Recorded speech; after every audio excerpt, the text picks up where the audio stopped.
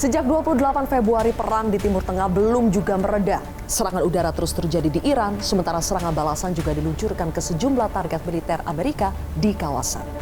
Konflik ini kini menjadi salah satu eskalasi terbesar di kawasan dalam beberapa tahun terakhir. Perkembangan terbaru menunjukkan situasi masih jauh dari kata selesai. Iran masih bertahan, sementara Amerika Serikat dan Israel terus melancarkan operasi militer di sejumlah titik strategis.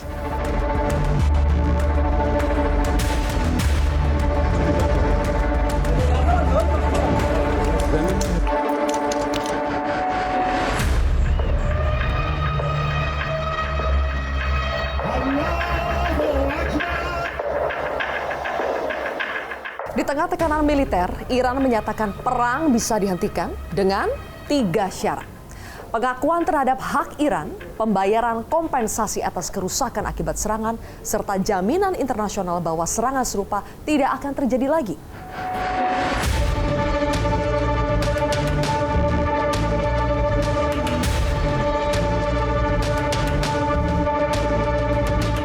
Di Indonesia, pemerintah mulai bersiap menghadapi dampaknya. Presiden Republik Indonesia Prabowo Subianto meminta kementerian terkait mengantisipasi berbagai kemungkinan, mulai dari dampak ekonomi hingga mobilitas warga. Salah satu yang menjadi perhatian adalah penyelenggaraan ibadah haji tahun ini.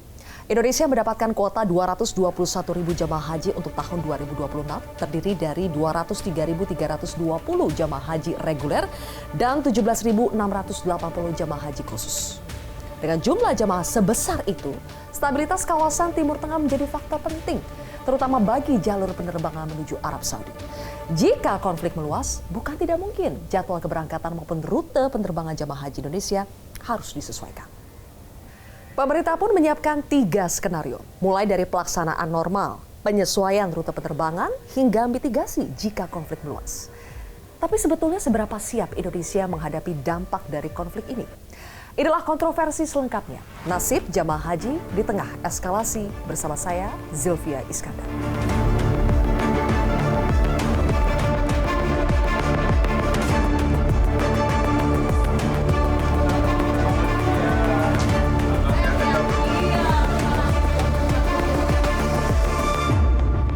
Bang Daniel Anzar Simanjuntak, Wakil Menteri Haji dan Umroh Republik Indonesia. Terima kasih sudah menerima kontroversi. Sama-sama Mbak Zilvia. Bang Daniel, langsung saja ya. Kita sudah mendengar ada 3 skenario soal bagaimana keberangkatan jemaah umroh, haji dan umroh ini yang terpengaruh akibat ketegangan yang terjadi di Timur Tengah. Pertanyaan pertama saya, Bang Daniel, deadline-nya kapan ya untuk bisa menentukan skenario mana yang akan kita pilih? Deadline-nya tentu adalah April ini ya.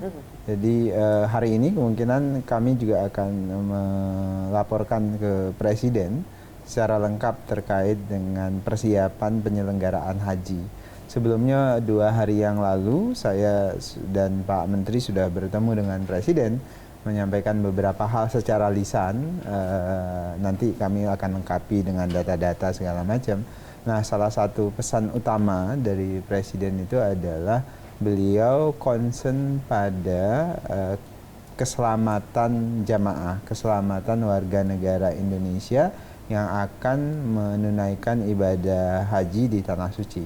Jadi prioritas pertama dan yang utama bagi Presiden itu adalah keselamatan jamaah haji yang nantinya akan berangkat ke Tanah Suci. Itu indikator utamanya. Okay. Oleh sebab itulah kemudian nanti kita akan menentukan kebijakan yang akan dilakukan oleh pemerintah Indonesia seperti apa, tentu dengan berkonsultasi dengan DPR. Karena kan persiapan sekarang Mbak Zilvia sudah 98%. Persiapan sudah beres semuanya dan tidak ada sinyalmen apapun dari kerajaan Saudi Arabia untuk menunda atau untuk kebijakan-kebijakan mengurangi misalnya. Belum ada sama sekali belum ya, ada. Justru dari Saudi Arabia itu menunjukkan sinyalemen bahwasannya persiapan dan penyelenggaraan haji itu bisa berlangsung dengan aman dan nyaman. Normal saja ya, normal. seperti Jadi tahun-tahun normal sebelumnya. saja. Jadi kita juga mempersiapkannya segala sesuatu dengan normal juga.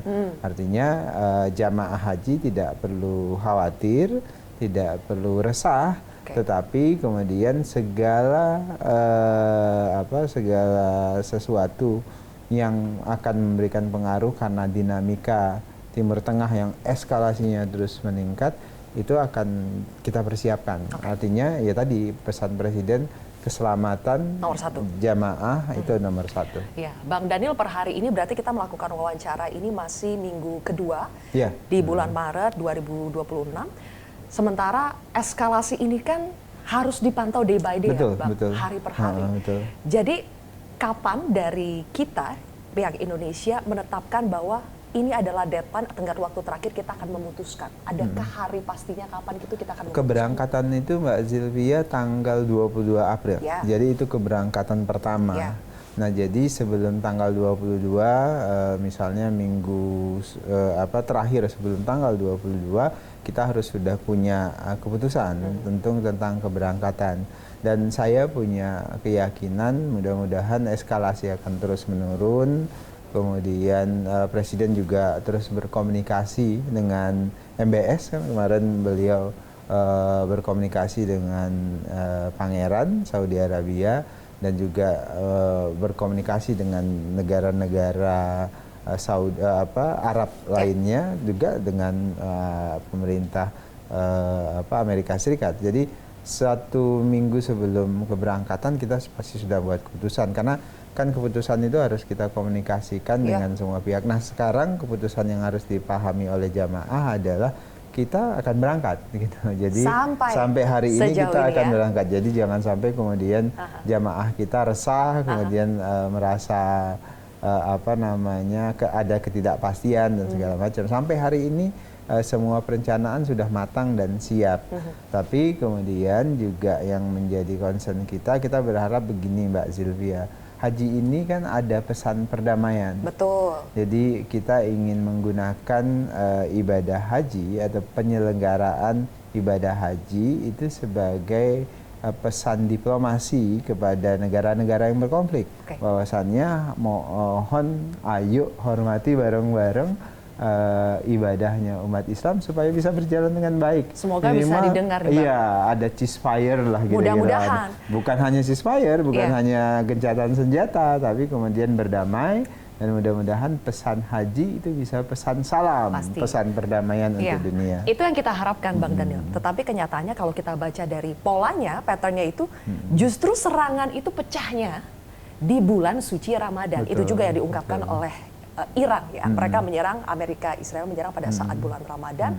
Dan kalau kita baca nih, pakar Timur Tengah itu sudah memprediksi bahwa perang akan berkepanjangan setelah misalnya terakhir ada statement dari pemimpin agung Iran yang baru, Mujtaba Khamenei, yang sudah menyatakan tegas, statement pertama dia adalah akan menutup Selat Hormuz. Dan ini rentetannya itu dampaknya sepertinya akan panjang. Bang Daniel, saya yakin pemerintah Indonesia juga sangat mengamati, mencermati apa yang terjadi dan mempersiapkan skenario. Nah, pertanyaan saya, dengan adanya statement terbaru ini, apakah ini menambah potensi kita bisa lebih besar untuk berangkat haji atau lebih besar untuk berkalkulasi ulang? Yang jelas kita kalkulasi semuanya, Mbak. Jadi misalnya hulunya adalah keselamatan jamaah haji, itu yang paling utama. Presiden, kemudian nanti DPR, kemudian semua instrumen negara itu terus bekerja untuk melihat dinamika yang terjadi. Kami ini kan penyelenggara dan pengelola penyelenggaraan haji terkait dengan kebijakan, misalnya diplomasi, kebijakan tadi perspektif keamanan, tentu ada Kementerian Luar Negeri, Kementerian Pertahanan yang secara bareng-bareng terus berkomunikasi barengan kami. Nah, oleh sebab itu saya tidak berani untuk menjawab apakah eskalasinya itu sedang meningkat atau sedang menurun, karena bukan otoritas saya juga. Tapi yang jelas kami di Kementerian Haji dan Umroh sudah siap dengan semua persiapan untuk keberangkatan maupun persiapan potensi-potensi lainnya. Nah, gitu. Jadi Baik. kami bersiap saja. Bang Daniel, kita sekarang membedah ya satu persatu dari skenario yang sudah disiapkan secara lebih konkret.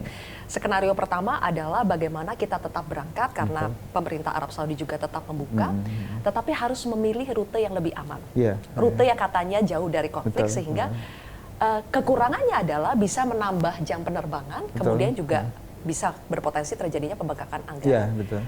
Mitigasinya bagaimana itu, Bang? Pertama memang pilihan kita beberapa rute ya, ada rute Afrika, kemudian ada rute selatan. Rute selatan itu bisa bertambah waktu sekitar 4 jam. Kemudian rute Afrika bisa bertambah waktu sekitar 6 jam. Dan konsekuensinya adalah cost after bertambah karena ada technical landing. Technical landing artinya transit begitu ke satu daerah, yang itu artinya nambah biaya karena waktu. Nah, apakah kita siap dengan biaya tersebut? Tentu kami akan bicara dengan DPR dan BPKH yang mengelola keuangan haji untuk kemudian memastikan biaya itu siap. Sementara ini dugaan kami keuangan dari BPKH mampu saja untuk mengcover itu karena ada momentum kita 2022 itu kan tidak berangkat, Oh ya, pada tidak saat berangkat COVID ya, haji, pandemi. sehingga ada simpanan keuangan haji yang tidak digunakan pada momentum itu untuk mengcover misalnya kondisi post major seperti ini. Jadi tidak ada masalah dengan itu, cuman jaraknya akan lebih jauh, akan Tidak lebih dibebankan lama. apapun ke jemaah untuk Tidak, penambahan tidak, kosnya? tidak. Semaksimal mungkin kami ingin memastikan tidak membebani jamaah. Oke. Gitu. Itu Jadi pasti. apa yang sudah disetorkan itu sudah fix ya? Betul, betul. Bang Daniel, Itu, ya, tidak ada tambahan lagi. yang kami berupaya kalau kemudian kondisinya harus merubah rute dan menambah biaya itu harus dibebankan kepada keuangan haji dan yang dikelola oleh BPKH. Apalagi tadi saya sebutkan 2022 kita sempat tidak memberangkatkan. Ada cadangan di Iya, situ lah. betul. Tapi maskapainya sendiri jumlahnya cukup nggak, Bang, untuk Ya, kemarin rute yang lebih kami jauh sudah itu? kumpulkan maskapai Garuda dengan Saudi ya. Dua-duanya itu tidak ada pembicaraan pembatalan, tidak ada pembicaraan penambahan biaya. Artinya kalau kemudian rutenya tetap, bagi mereka tidak ada masalah. Ya. Gitu. Tapi kalau rutenya berubah, memang semuanya akan berkalkulasi ulang. Kenapa? Karena merubah kontrak kan, Mbak. Karena kami berkontrak dengan mereka dengan rute yang sudah mereka tetapkan. Jadi keduanya menyatakan siap, tidak ada masalah. Bahkan Garuda akan menambah jumlah aircraft mereka. Kalau Saudia juga sampai dengan detik ini kan dua-duanya ini masih beroperasi untuk jamaah umroh bahkan secara Ya. direct. Dalam fikih itu keselamatan itu yang paling utama, Mbak. Rasul beberapa kali membatalkan keberangkatan jamaah umroh, jamaah haji, itu karena ada ancaman.